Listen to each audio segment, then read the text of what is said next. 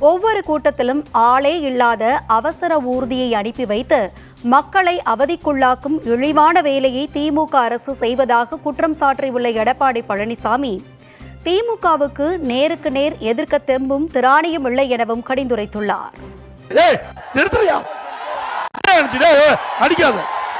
ஒவ்வொரு முறையும் ஆளாத ஆம்புலன்ஸ் ஈக்கிட்டு தம்பி கம்முன்று போங்க. நம்பரை குறிச்சு வச்சுங்க, நம்பர் குறிச்சுக்கீங்க, நம்பரை குறிச்சு போலீஸ் ஸ்டேஷன் கம்ப்ளைண்ட் கொடுங்க. தம்பி எதுவும் பண்ணாதீங்க, வேணும்னு கூட்டத்துக்குள்ள கலாட்டா பண்ணிட்டு இருக்கிறீங்க. போங்க, போ போ போ.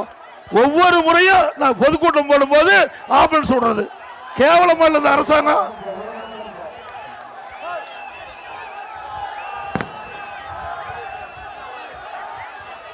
தம்பி விட்டுங்க, போட்டோம் போட்டு. கேவலமான அரசாங்கம். அரசாங்கம் எதுக்கிறதுக்கு தில்லு வேணும், அரசு நீதியா எதுக்கு வேணும். அதை விட்டுட்டு கூட்டத்துக்குள்ள ஆம்புலன்ஸ் விட்டு விட்டு ஒவ்வொரு முறையும் பிரச்சனை பண்றீங்களா? இந்த டிரைவரு இதெல்லாம் குறிச்சு வச்சுக்க, நம்பர் குறிச்சு வச்சுக்க, யாருன்னு அப்புறம் பேசிக்கலாம்.